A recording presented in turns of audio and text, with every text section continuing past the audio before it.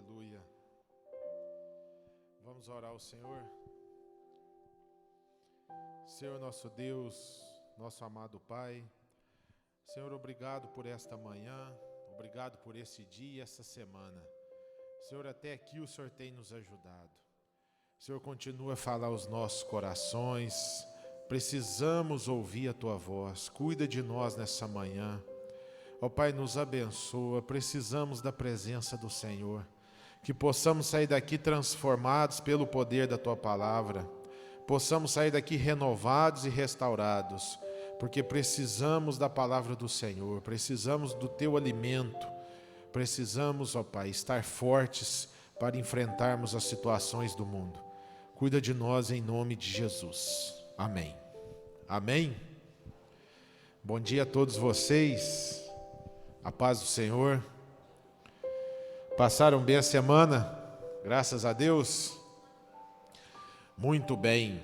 Mais uma semana estamos aqui, estudando hoje o segundo capítulo da segunda carta de Paulo a Tessalonicenses.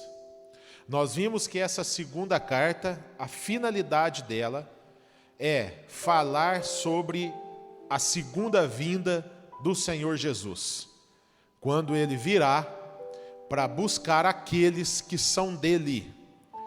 A Bíblia diz no primeiro capítulo que aqueles que são salvos em Cristo vão desfrutar da glória do Senhor, porque Ele vai vir glorificado. Porém, aquele que não estiver com o Senhor naquele dia, vai acontecer o contrário. Infelizmente, pessoas vão sofrer. Vai ser um dia de glória para aqueles que estão em Cristo Jesus. Porém, um dia de sofrimento para aqueles que ficaram e ficarão sem o Senhor por toda a eternidade. Bom, e no capítulo 2, Paulo então vai falar sobre uma figura de um homem, onde o apóstolo chama de homem da iniquidade. Iniquidade é o pecado. Iniquidade é uma pessoa que, quando a Bíblia fala iníquo, é a pessoa que vive no pecado. Então o apóstolo vai falar sobre esse homem do pecado. Em 2 Tessalonicenses 2, Paulo vai dizer sobre duas coisas que vai acontecer antes da vinda do Senhor Jesus. Claro que se nós estudarmos o livro de Apocalipse, tem muitos especialistas, nós temos vários sinais, mas em Tessalonicenses, nesse capítulo 2, Paulo vai falar sobre especificamente dois sinais que antecedem a volta de Jesus. A Bíblia diz que ninguém sabe o dia e nem a hora. Ninguém. Então tudo aquilo que você ouve aí na internet, na televisão ou das pessoas que alguém sabe esse dia, isso não é verdade, porque a Bíblia diz que Jesus vem de repente. Ele vai vir buscar o seu povo. Muito bem, vamos ler a Bíblia então, 2 Tessalonicenses 2, de 1 a 12. Nós vamos ler os 12 capítulos. Não é comum nós lermos tantos versículos assim de uma vez, mas hoje nós vamos fazê-lo, tá? Então vamos começar no capítulo 2, versículo 1. Lembrando que nesse período que Paulo escreve essa carta, aproximadamente 50 anos depois de Cristo, era recente a morte de Cristo e a ressurreição dele, era recente.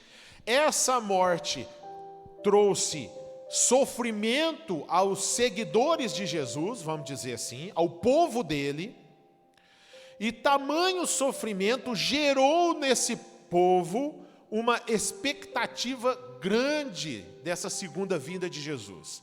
É como quando nós passamos por um sofrimento grande, a gente fala: Senhor, volta, porque eu já não suporto mais passar por isso. Então muitos anseiam a vinda de Jesus porque não aguentam mais sofrer. Esse era o quadro, mais ou menos, do povo naquela época. A igreja em Tessalônica era perseguida duramente, ao ponto dos crentes ficaram muito apavorados e ansiosos pela vinda de Jesus. E aí Paulo então escreve uma carta falando só disso. É a finalidade dessa segunda carta. Então, versículo 1. Vamos lá, 12 versículos. Irmãos, quanto à vinda de nosso Senhor Jesus Cristo e a nossa reunião com Ele, rogamos a vocês que não se deixem abalar, nem alarmar tão facilmente, quer por profecia, quer por palavra, quer por carta supostamente vinda de nós, como se o dia do Senhor já tivesse chegado. Não deixem que ninguém os engane de modo algum. Antes daquele dia virá a apostasia. Então, aqui o texto já disse que antes de Jesus voltar, já vai acontecer uma coisa. O que vai acontecer? A apostasia. O que é apostasia? É a pessoa negar a sua fé em Cristo. Isso é um apóstata.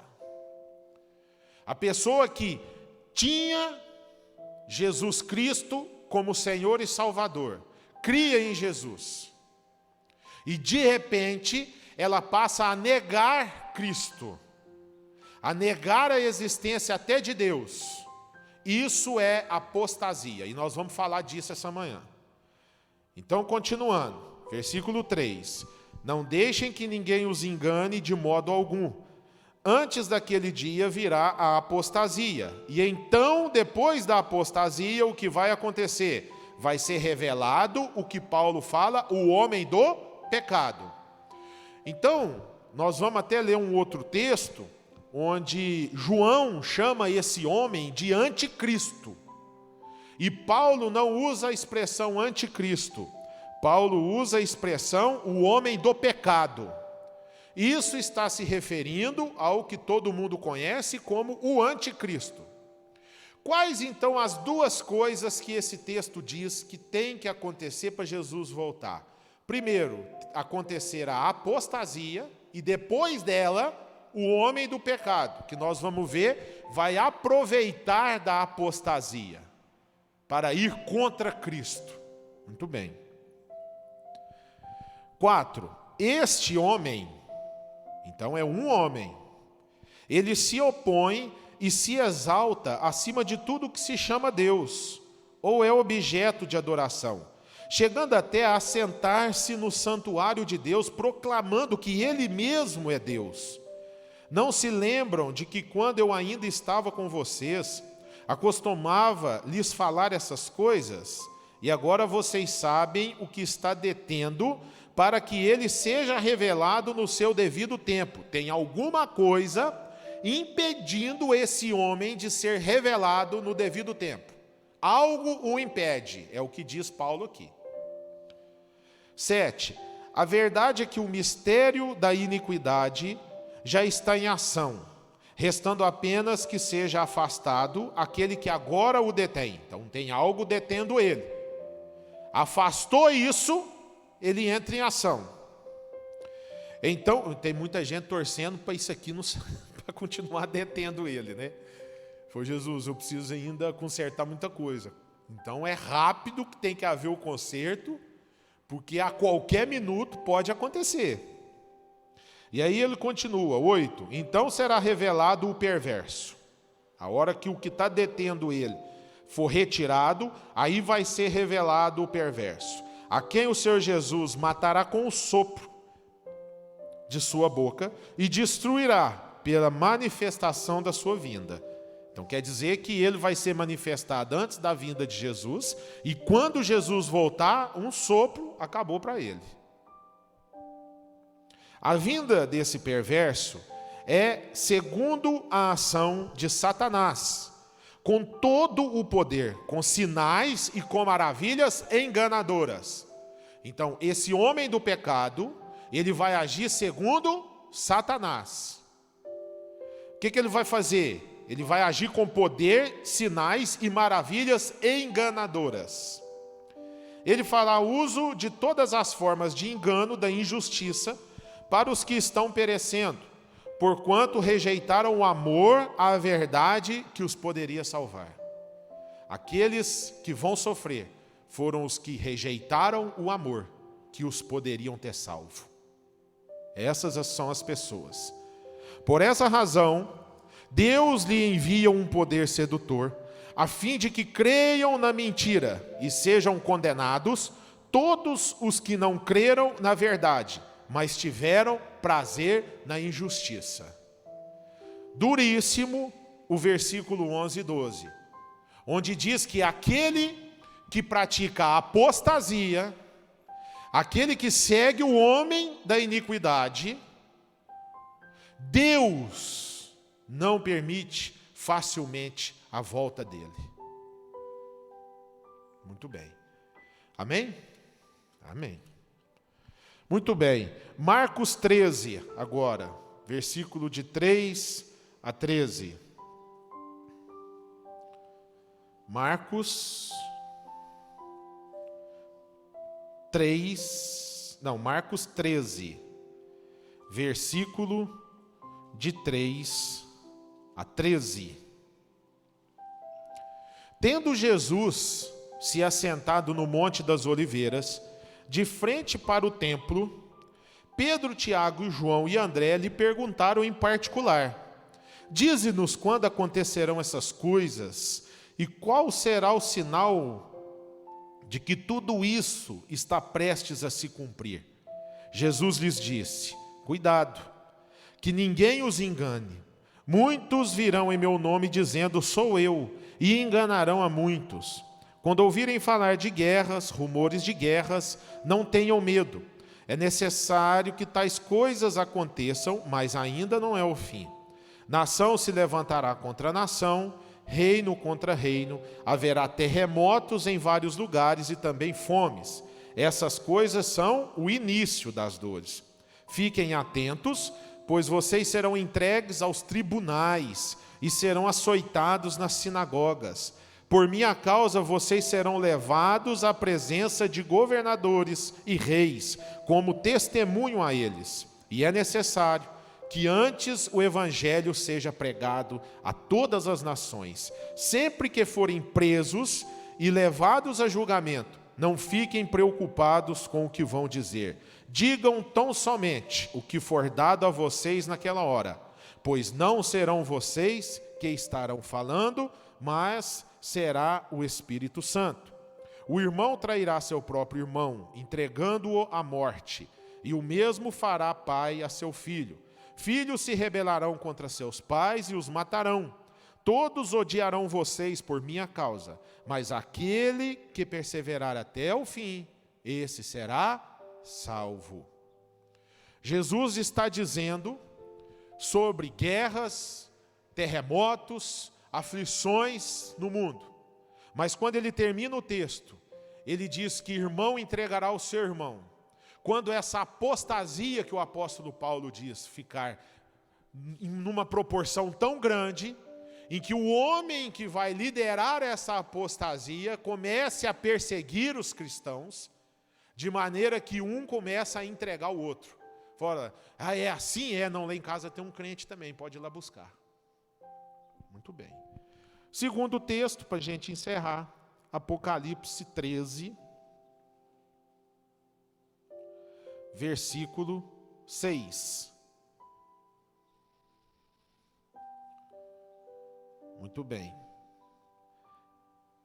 Ela abriu a boca para blasfemar contra Deus e amaldiçoar o seu nome e o seu tabernáculo, os que habitam nos céus. Muito bem. Bom, são textos em que muitas pessoas aterrorizam, né? Se a gente colocar aqui o Lucão colocar lá em cima som de trovões aqui, uma chuva, eu creio que tem gente que não dorme essa noite por esses textos e por isso. Mas a verdade é que todas essas coisas é certo que acontecerão. E nós temos o conhecimento de como ficarmos livres de tudo isso. Basta nós seguirmos ao nosso Jesus Cristo e perseverarmos até o final. Isso não é uma coisa absurda de se fazer. Aliás, é uma coisa das melhores que nós temos a fazer. Andar com Jesus, ficar com Cristo, andar com Ele, servir a Ele. Basta fazer isso, estamos isentos de tudo. Então, quando falamos isso na igreja, e o apóstolo retrata, é para que nós diminuamos um pouco a ansiedade que nós temos com essa volta de Cristo. Nós precisamos ser cristãos que comecem a viver o Cristo glorificado já aqui nessa terra. Essa é a promessa de Deus, antes de nós falarmos de tudo isso. Bom, muito bem. Agora, segundo o apóstolo, então, o que é esse homem? Mais um texto, só para a gente começar aqui a aula. 1 João 2. 1 João 2, no versículo 18. Filhinhos, esta é a última hora. E assim como vocês ouviram que o anticristo está vindo, já agora muitos anticristos têm surgido. Eu li esse texto porque vocês percebem que João chama esse homem do pecado, que o apóstolo chama de anticristo. O que significa a palavra anticristo? É claro, anticristo é uma coisa que se opõe a Cristo.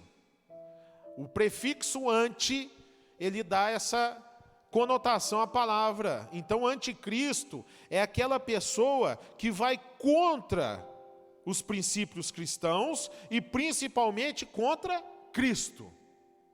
Porque, segundo o apóstolo, essa pessoa vai se intitular Deus. Então ele vai chegar em uma situação onde ele, o apóstolo diz aqui, que ele vai se assentar ao templo e dizer que é maior do que Jesus Cristo. Muito bem. E eu queria abrir um parêntese aqui, antes até da gente continuar com isso. Então nós vimos que as duas coisas que precisam acontecer é a apostasia e a manifestação desse anticristo. Ele vai surgir. Isso são dois sinais que estão nesse capítulo aqui. Quando você pega, depois que Paulo escreveu isso aqui, várias pessoas no mundo pensaram que eram Cristo, certo? Você pega todos os impérios que tiveram depois que o apóstolo escreveu essa carta, pessoas, inclusive lá naquela época, os Césares de Roma, eles achavam que eram Deus. Naquela época tinham guerras, rumores de guerras. Muita gente acha que a humanidade hoje, ela está atolada em pecado, que nunca existiu. Isso é mentira. A questão da promiscuidade, do pecado, isso ataca a humanidade. Eu creio que antigamente, nessa época, era pior. Você pega o Império Babilônico, o Império Egípcio, Faraó era Deus. Muito bem. Mas então o que mudou de lá para cá? Aí é onde entra a questão da apostasia. Hoje nós vivemos em um mundo de intolerância. A intolerância com tudo, a revolta com tudo. Revolta contra líderes, contra presidentes, prefeitos, vereadores. E essa revolta está tomando conta do coração do homem que está se revoltando contra pai, contra mãe. Hoje nós vivemos uma onda de revolta. E essa onda de revolta está começando a chegar na revolta contra Deus. Aí que está. Nunca na história da humanidade nós tivemos tantas pessoas revoltadas contra o Senhor Jesus. Hoje a palavra-chave do momento é decepcionado. Por que você não vai na igreja mais, irmão? Estou decepcionado. Não, decepcionei até com Deus. E essa decepção com Deus começa a gerar uma fé negativa, onde o apóstolo fala apostasia. A apostasia é a pessoa que tinha fé, começa a negar a fé, que conhecia Cristo, começa a negar a Cristo. Hoje, se nós formos fazer uma pesquisa, A maior igreja evangélica que existe hoje são das pessoas desviadas e decepcionadas com Cristo. Se juntar em Arcos, em Campo Belo, em qualquer lugar, quem é desviado e decepcionado, é provável que esse número já supere o número de cristão fiel. Com isso, a tendência é a apostasia aumentar. E esse movimento de decepção começar a crescer.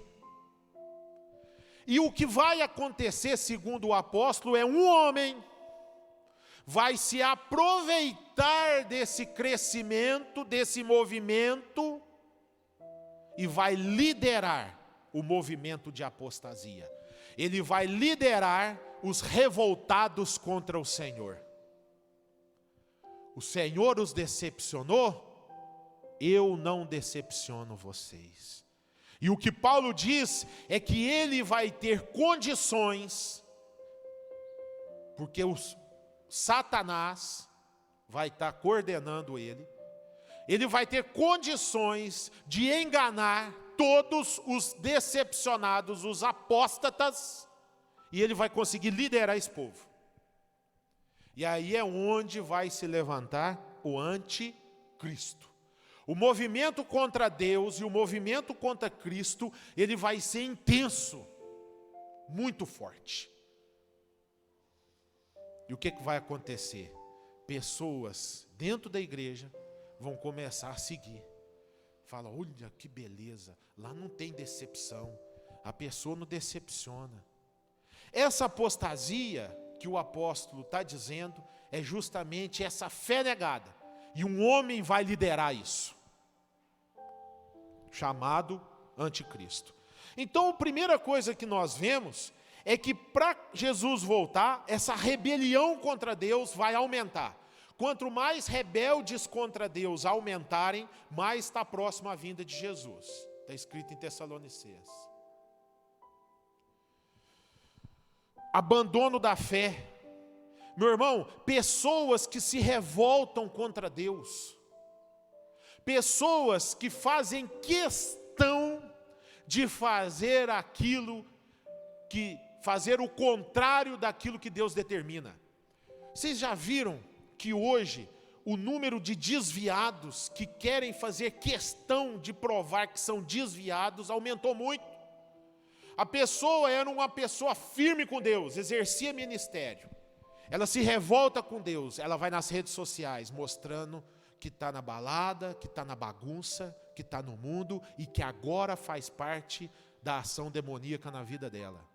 E essas pessoas começam a ter seguidores. E gente achando bonito e seguindo. Isso é um sinal da vinda de Jesus. Muito bem. Então, a primeira coisa que temos que entender é que essa apostasia, ela é instigada pelo diabo, porque ele é um apóstata, ele foi o primeiro. Ele quis ser igual a Deus. E aí, ele não pôde ser igual a Deus, porque Deus é soberano. E o que ele fez? Ele se revoltou contra Deus. Então, a natureza do diabo é uma natureza de rebeldia contra o Senhor. Então, isso agrada o coração do diabo. Rebeldia contra Deus. Esse abandono da fé que o apóstolo fala, essa apostasia, então, ela vai ser instigada pelo diabo. Irmãos, as pessoas que se revoltam contra Deus, elas começam a influenciar outras pessoas. Fala, olha, isso aí não está com nada, isso aí você está perdendo tempo. Aí você está 30 anos na igreja, Deus ainda não fez isso aí, ó. Larga isso aí, abandona essa fé, abandona esse Cristo. É assim que funciona. E para isso acontecer, não precisa terremoto, Isso não precisa ser uma pessoa, esse anticristo, não precisa ser muita coisa não. O diabo age sorrateiramente. A Bíblia fala que ele é o enganador. E o que ele produz é destruição e morte. Muito bem. Mas a Bíblia fala também que ele foi derrotado na cruz do Calvário. E ninguém precisa temer o diabo. Aquele que não tem Cristo, esse precisa. Mas quem tem Jesus, o diabo não aguenta a força de Cristo. A Bíblia diz que Jesus foi lá e venceu a morte. Então a gente fala essas coisas aqui, vai ter poder, ele tem poder até certo ponto. Até onde Deus permitir. Tá? Muito bem. Então, essa rebelião contra Deus, essa apostasia, ela vai ser o primeiro sinal. Depois, nós vimos que vai aparecer o tal homem da iniquidade, o homem do pecado ou o anticristo. Ele vai liderar uma rebeldia, aqueles que opõem contra o Senhor. Qual é a outra coisa que é característica de um rebelde? É a ambição, riquezas, ambição, querer ter o poder que Deus tem. A Bíblia diz que o Senhor é o dono e criador de todas as coisas. E eu acho que toda vez que o diabo escuta isso, deve criar nele uma revolta. Porque ele não tem nada. Ele é derrotado. Então o nosso Deus é o Senhor de todas as coisas. Então esse homem vai liderar uma rebeldia, ele vai liderar uma ambição muito grande e principalmente vai ser uma pessoa poderosa. De repente vai ser uma pessoa que vai levantar a mão e falar, cai fogo do céu. Cai que fogão. Vai terremoto, racha essa rua aqui. Cria uma cratera aqui. Coisas estrondosas, segundo o que diz aqui. E aí, como que vai se dar aí essa rebelião, né? Como esse homem vai se manifestar? Lá no versículo 4 diz assim: esse se opõe a Deus. Então, o contrário que muitos pensam, que o anticristo vai ser uma pessoa que crê em Deus, não. Ele é um opositor ferrenho à fé cristã. Total. Então ele vai ser uma pessoa que vai se opor a Deus. Depois ele continua, ele se opõe e ele se exalta acima de tudo que se chama Deus. A ambição dele ali é sobre-humana. A ambição do anticristo não é desejar o que o homem mais rico e poderoso da terra tem. A ambição dele é ser Deus. Está dizendo aqui. E continua o versículo 4. De tudo que se chama Deus, ou é objeto de adoração, chegando até a sentar-se no santuário de Deus, proclamando que ele é Deus. Então ele vai resolver o problema dos rebeldes com o Senhor. Muito bem. E aí versículo 9. O que fala no versículo 9? A vinda desse perverso é segundo a ação de Satanás, com todo o poder, com sinais e com maravilhas enganadoras. Então, esse anticristo tem um poder demoníaco, um poder enganador. Então, se ele resolve o problema e Deus ainda não resolveu, tem 30 anos na sua vida, a pessoa vai achar que o melhor é lá e começa o movimento de revolta contra o Senhor. Muito bem. Ok? Tá. Agora, o que está impedindo esse homem da iniquidade de agir? Versículo 6, olha lá, ó. E agora vocês sabem o que o está detendo para que ele seja revelado no devido tempo. A verdade é que o mistério da iniquidade já está em ação, restando apenas que seja afastado aquele que agora o detém. Quem ainda está detendo a ação desse homem é o Espírito Santo de Deus. Porque Jesus disse que o evangelho teria que ser pregado a todas as nações. E o evangelho só consegue atingir o coração do homem com a ação do Espírito Santo. Isso todo mundo sabe, está aqui. As minhas palavras não mudam ninguém. O que você fala para o seu parente que não é crente, não muda ele. O que muda é a ação do Espírito Santo sobre a vida das pessoas. Isso é o que muda. O dia que o Espírito Santo não agir mais na conversão das pessoas e o Espírito Santo for afastado, aí entra em ação o homem da iniquidade. É o que detém ainda, é a ação do Evangelho de Deus. Pessoas precisam ouvir a palavra de Deus. Ainda tem chance para todo mundo. Mas vai haver um momento em que esse homem, esse anticristo, esse homem do pecado, no momento oportuno, no momento em que Deus permitir, ele vai agir. Então isso o detém. A pregação do Evangelho. É isso que ainda está segurando. Versículo 8. Aí então será revelado esse perverso, a quem o Senhor Jesus matará com o sopro de sua boca e destruirá pela manifestação da sua vinda. Então, irmãos, quais os dois sinais da volta de Cristo? Apostasia, que são as pessoas negar a fé, negar Deus, e a manifestação desse anticristo. Agora, quando nós lemos esse texto aqui, Paulo está escrevendo isso há 2000 anos atrás. E nós entendemos que hoje é real essas coisas. Isso não é um conto de fada.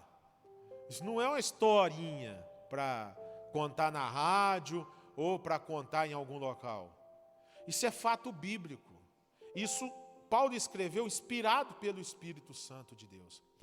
Nós vivemos uma vida cristã, é o que está dizendo aqui, nós vivemos uma vida cristã e muitas vezes os planos de Deus para as nossas vidas, eles não são claros para nós, porque para Deus é. Porque Deus é fiel à sua palavra.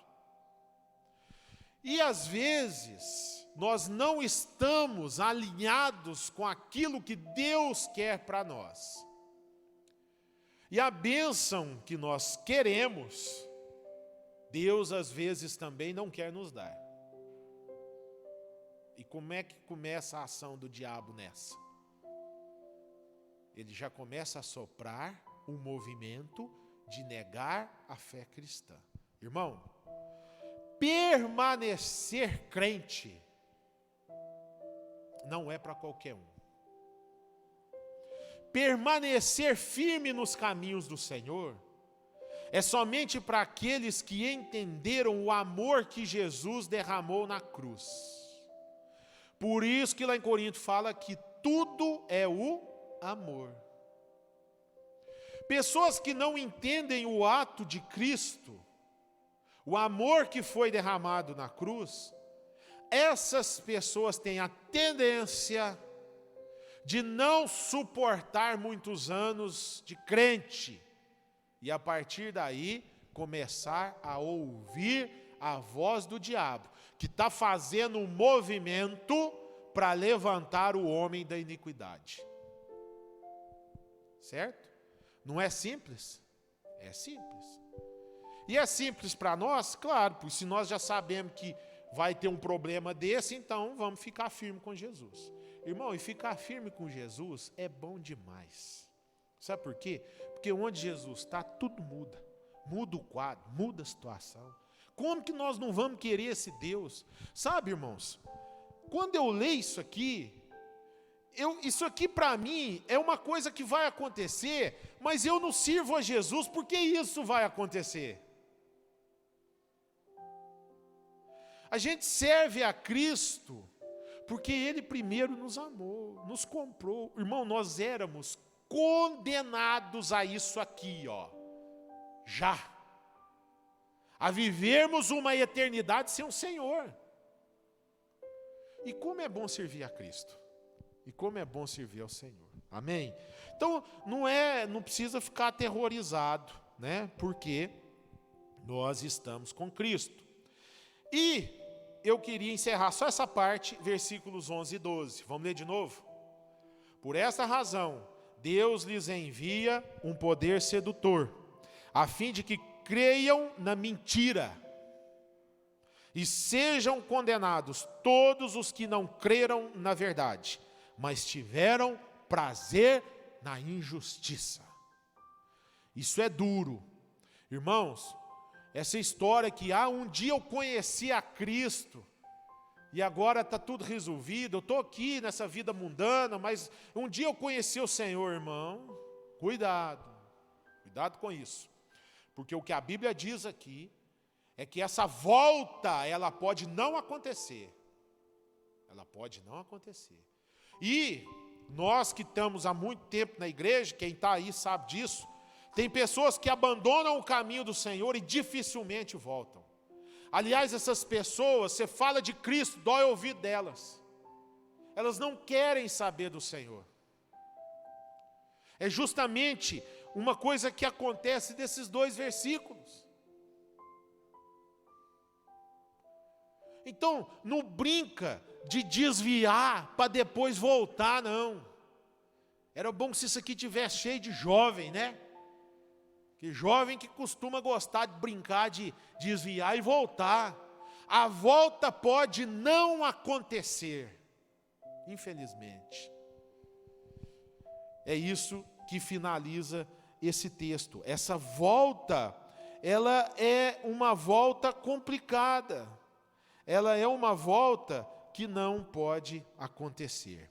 E agora ele vai encerrar o texto, exortando sobre a perseverança. Deus se agrada de quem persevera. Glória a Deus. Então ele diz assim: mas nós devemos sempre dar graças a Deus por vocês, irmãos amados pelo Senhor, porque desde o princípio Deus os escolheu para serem salvos mediante a obra santificadora do Espírito e a fé na verdade. Jesus disse que Ele era o caminho e o que mais? A verdade e a vida. Então, o que eu disse anteriormente é o que está dizendo no versículo 13. Deus nos escolheu para nós sermos salvos. Por que Ele nos escolheu? Porque Ele mandou Jesus como a nossa salvação. Estávamos perdidos, Cristo nos salvou. Isso é o Evangelho. Então não preocupa não, é o que Paulo está dizendo. 14, Ele os chamou para isso. Deus nos chamou para isso. Isso o quê? Para sermos salvos. Deus nos chamou para sermos salvos. Por meio do nosso Evangelho, a fim de tomarem posse da glória de nosso Senhor Jesus Cristo. Então, para o crente, o cristão verdadeiro, ele não quer saber de anticristo, de homem do mal, de homem do pecado, nada. O que está dizendo no 14? Que Deus nos chamou, nós queremos tomar posse da glória de Deus. Que anticristo, que nada. Nós vamos reinar gloriosamente com o Senhor. E que se vire esse anticristo aqui, esse homem aí.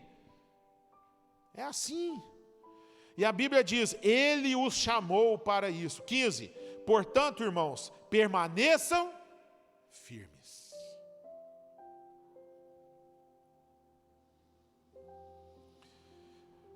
Irmão, é tão bonito você ver a história de cristãos firmes. Essas igrejas mais antigas, por exemplo, você vai pegar aí uma igreja presbiteriana, lá em Campo Belo tem. Você vê irmãos de 50 anos na fé, 60 anos na fé, oh glória a Deus. Você se emociona com pessoas que perseveram até o fim. Pessoas que não desistiram por nada. Tem irmã lá que perdeu o filho, perdeu o marido, perdeu tudo. Os irmãos é que ajudam, mas no domingo a irmã está lá. Fala, meu Deus, o que move o coração dessa pessoa? A história de fé de uma pessoa é a coisa mais bonita que existe. Não existe outra coisa não. Perseverar, como os heróis da fé perseveraram, como Moisés foi até o final, Davi e outros aqui, Paulo foi até na hora, o escritor aqui, até na hora de morrer, firme.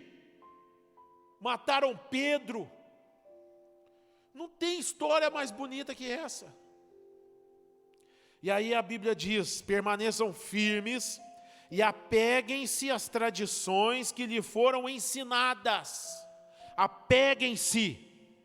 Irmão, apegar é agarrar. Quando o negócio está afundando, o barco está afundando, eles gritam assim: segura em qualquer coisa. Tá, segura na fé, que vai dar certo. E aí diz assim: apeguem-se às tradições que lhe foram ensinadas, quer de vós ou quer pela nossa carta.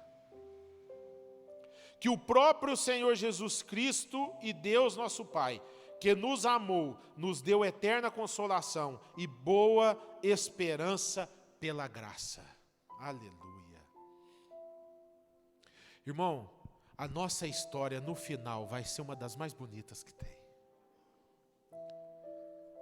E aí diz no 17: deem ânimo ao coração de vocês, os fortaleçam para fazerem sempre o bem, tanto em atos como em palavras. O que está dizendo esse final? Fortaleçam o coração para fazer sempre o bem. E o próprio apóstolo Paulo diz que tem hora que fazer o bem cansa, mas ele diz assim: e não cansemos de fazer o bem, porque no devido tempo nós vamos colher o fruto. Aleluia. Então fortaleçam para fazerem sempre o bem, tanto em atos como em palavras. Essa é a vida do crente aqui nesse finalzinho. Permanecer firme nos ensinamentos, naquilo que o Senhor fez, fazer o bem acima de tudo e ficar firme com o Senhor, porque o final da nossa história é um final de glória com o Senhor Jesus. Aleluia. Amém? E que capítulo? Esse capítulo 2. Que capítulo? Leiam durante toda a semana esse capítulo 2. Você quer descobrir como vai ser o final da nossa história? Está aqui, ó. Uma história gloriosa em Cristo Jesus. Aleluia. Vamos orar? Aleluia. Deus é maravilhoso, irmãos.